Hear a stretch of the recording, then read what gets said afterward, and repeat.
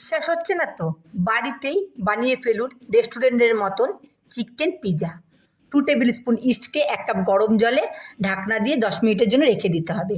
দিয়ে দিচ্ছি 2 কাপ ময়দা, আর তার মধ্যে দিয়ে দিচ্ছি সামান্য লবণ, সামান্য চিনি আর 1/2 কাপ দুধ।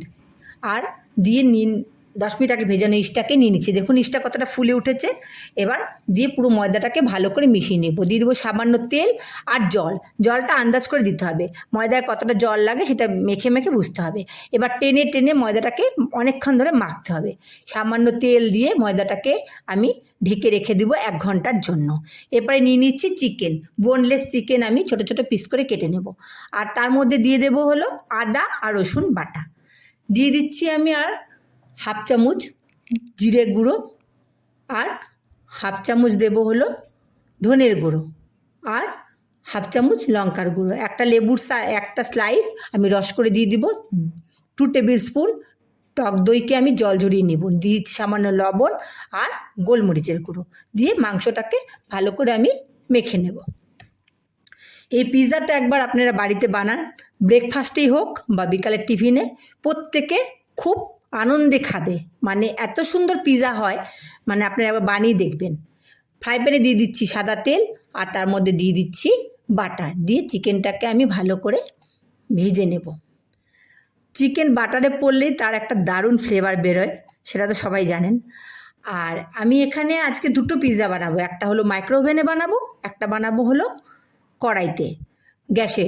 দেখুন ময়দাটা ঢাকনা খুলে ফেললাম, দেখুন ময়দাটা কেমন ফুলে উঠেছে আর পুরো সফট একটা ডো তৈরি হয়েছে।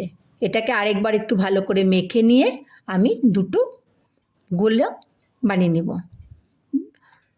একটা ইসের থেকে, এই ডো থেকে 2টোই পিৎজা হবে।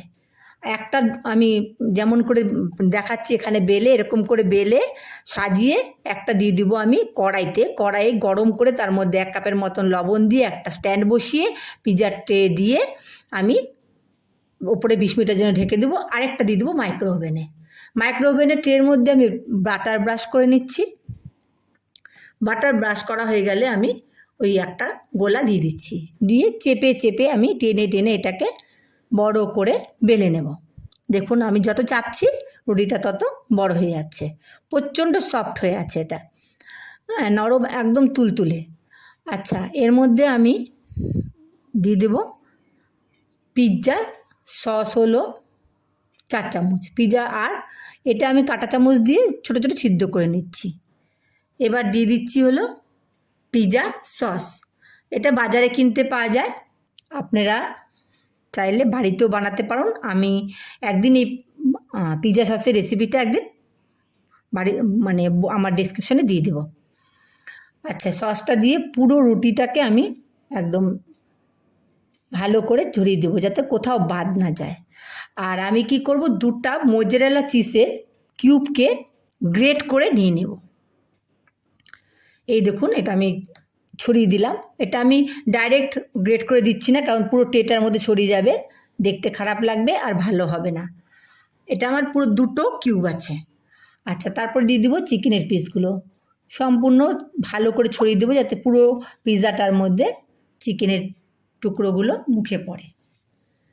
এটা একবার আপনারা বাড়িতে বানান দেখুন, রেস্টুরেন্টে গিয়ে কেউ খাওয়া ভুলে যাবে। আর বাচ্চারা তো বিশ্বাসই করবে না যে এটা বাইরের থেকে কিনে না এনে বাড়িতে বানিয়েছেন। দিয়ে দিচ্ছি লম্বা লম্বা করে কেটে রাখা পেঁয়াজ, আর দিয়ে দেবো লম্বা লম্বা করে কেটে রাখা ক্যাপসিকাম, আর দিয়ে দেবো আমি টমেটো, সেম লম্বা লম্বা করে কেটে রাখা। আপনারা ইচ্ছা করলে এর মধ্যে রেড বেল পেপার আর ইয়েলো বেল পেপারও দিতে পারেন। আমার কাছে বেল পেপার ছিল না, তার জন্য আমি দিলাম না। এবার ওপর থেকে আবার একটা চিজের কিউব আমি গ্রেট করে দিয়ে দিচ্ছি, যাতে নিচেও চিজ থাকলো, চিকেনটার উপরেও চিজ থাকছে। এটা মোজারেলা চিজ, বাজারে বললেই কিনতে পাওয়া যায়।